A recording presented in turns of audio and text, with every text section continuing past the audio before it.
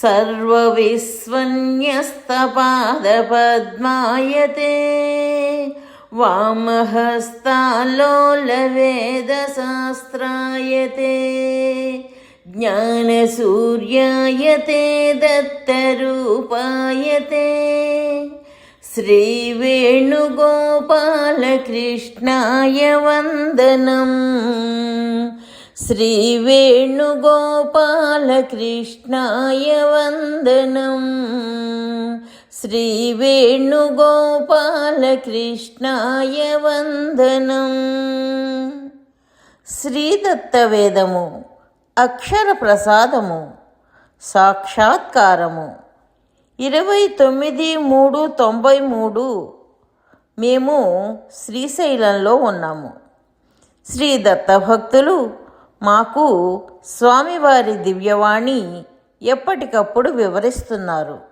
మేము మా సందేహాలను శ్రీ దత్తభక్తులకు విన్నవించడం, వెంటనే వారు శ్రీదత్త భగవానులకు విన్నవించడం, అప్పుడు శ్రీ స్వామివారు వివరించడం, తక్షణమే మాకు శ్రీవారి దివ్యవాణిని శ్రీదత్త భక్తులు వివరించడం రోజు జరుగుతూనే ఉంది. మా మనసులో ఇలా అనిపించింది, ఆహా, శ్రీ దత్తభక్తుల అదృష్టమే అదృష్టం. వారికి శ్రీ దత్తప్రభువుల దర్శనం ఎల్లప్పుడూ కలుగుతోంది. మాకు కూడా ఒక్కసారి ఆ సాక్షాత్కారం లభించరాదా అని. శ్రీ స్వామివారు సర్వాంతర్యామి కదా, ఆయనకు తెలియనిదేమున్నది? వెంటనే శ్రీ స్వామివారు ఇలా వచించారు. అప్పుడు ఉదయం 5 గంటలయింది. నాయనా, విను, ఈ దంపతులకు వివరించు. సాక్షాత్కారం గొప్ప విషయం కాదు. రావణుడు పరమేశ్వరుని దర్శించెను, కానీ ప్రయోజనమేమి? అతడు అనుగ్రహింపబడలేదు. కావలసినది అనుగ్రహము. రాజు వీధిలో పోయినప్పుడు చూచుదుము, దానివలన లాభమేమి? కావలసినది రాజానుగ్రహము. స్వామి, నీవు సమర్పణము చేసితివా లేదా అనున్నది మొదట చూచును. తరువాత సమర్పణము చేసినది ఏ భావముతో చేసితివనియే చూచును. అంతేకాని సమర్పణము చేసినది ఎట్టి గుణమును కలిగి ఉన్నదని చూడడు. నీకు ఏ వస్తువు అనుగ్రహించబడినదో దానినే సమర్పించుము. అన్నీయు స్వామి సృజించినవే కదా. ఒకని వద్ద తీయని కలకండ ఉండవచ్చును, మరొకని వద్ద చేదుగా ఉండు వేపకాయయే ఉండవచ్చును. మొదట తనకున్న వస్తువు సంసారమునకు వినియోగించుచున్నాడా, లేక స్వామికి నివేదించి సమర్పించుచున్నాడా అనున్నది ప్రశ్న. ఇరువురును స్వామికే సమర్పించుచున్నారనుకొందము. అప్పుడు వారిలో గల సమర్పణ భావం ఎట్టిది అను ప్రశ్నయే తప్ప సమర్పిత వస్తువు ఎట్టిది అనున్నది కాదు. మంచి భావముతో సమర్పించిన వేపకాయ దుర్భావముతోనో భావరహితంగానో సమర్పించిన కలకండ కన్నా గొప్పది. వాడేమి చేయగలడు? వాడి వద్ద కలకండ లేదు. వానికి ఉన్నది స్వామి అనుగ్రహించి ఇచ్చినది వేపకాయయే. సమర్పిత భావం 3 విధములుగా నుండును. సద్భావము జ్ఞానంతోనూ వినయంతోనూ ఉండును. అనగా స్వామి సర్వాధికుడని తెలిసి తాను అసక్తుడని తెలిసి అహంకారము లేకుండుటయే జ్ఞానం.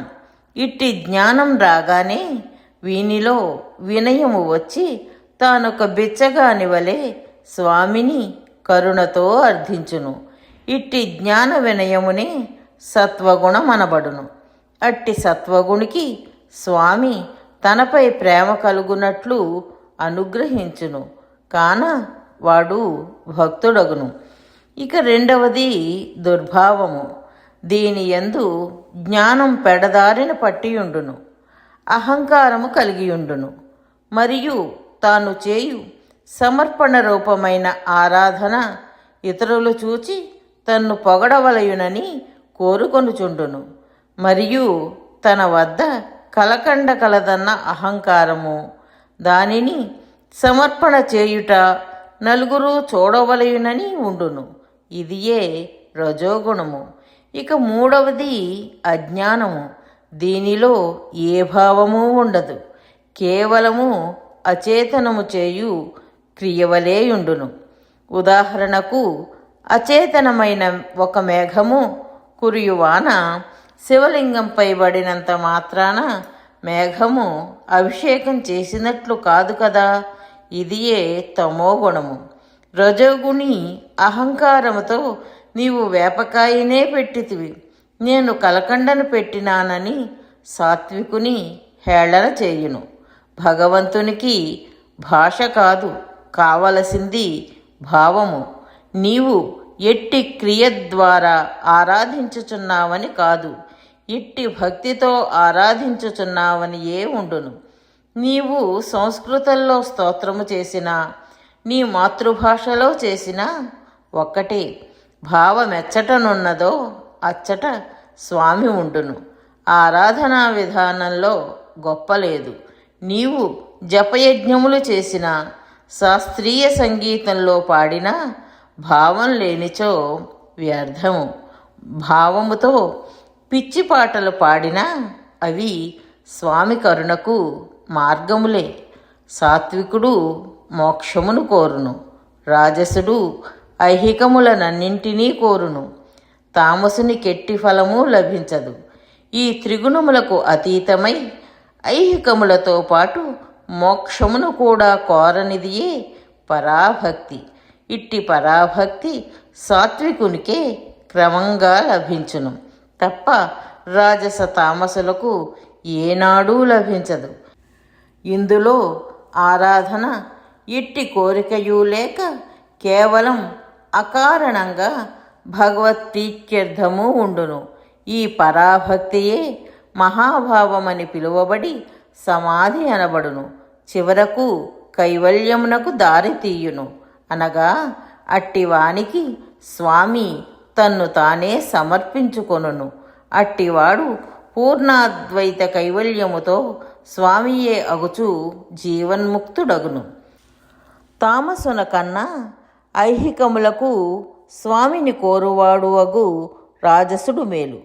ఐహికములను వదలి కేవలం ముక్తిని కోరు సాత్వికుడు రాజసున కన్నా మేలు. చివరకు మోక్షకామం కూడా లేని పరాభక్తి కలవాడైన భక్తుడు అందరికన్నా మేలు. అట్టివాడే యోగి. అట్టి యోగికే కైవల్యం సిద్ధించును. సాత్వికునకు సారూప్య, సాలోక్య, సాయుధ్యములు సిద్ధించును. రాజసునకు సామీప్యము సిద్ధించును. తామసుడు స్వామికి దూరముగా నుండును. ఎట్టి కోరికయు లేక కర్మను అనగా దైవారాధన చేయువాడే యోగి. ఇచ్చట కర్మ అనగా దైవారాధనయే తప్ప శరీరయాత్రకై చేయు క్రియను కర్మ అనరాదు. స్వామిని పొందుటకై చేయు ప్రయత్నమునందే కర్మ శబ్దము రూఢమగును. ఇది యోగరూఢ శబ్దము. అనగా కర్మ శబ్దార్థముతో కేవలమా అర్థమునందే నిష్ఠితమగుట. ఇదియే గీతలో నేను బోధించిన నిష్కామ కర్మయోగ రహస్యము. ఈ కోరికయు లేక చేయు దైవారాధన రూప ప్రయత్నము ద్వారా భగవత్ కైవల్యమును పొందుటయే దాని భావము అని వచించారు. శ్రీ దత్త భక్తులు నిరంతర ఆరాధన చేస్తున్నారు. ఉదయం 10:30 అయింది. శ్రీ దత్త భక్తులు ఇలా పాడినారు: కనిపించు దత్త, కనిపించు దత్త, కనిపించు దత్త నా కండ్లకు, నీ కొరకే దత్త, నీ కొరకే దత్త, నీ కొరకే దత్త నా బ్రతుకు. శ్రీ స్వామి మందహాసం చేస్తూ దర్శనమిచ్చి అదృశ్యులయ్యారు.